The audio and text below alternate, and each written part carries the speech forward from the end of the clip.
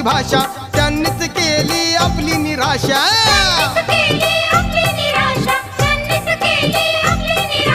अंधश्रद्धेची मनात आशा, अंधश्रद्धेची मनात आशा, घरादाराचा होईल तमाशा.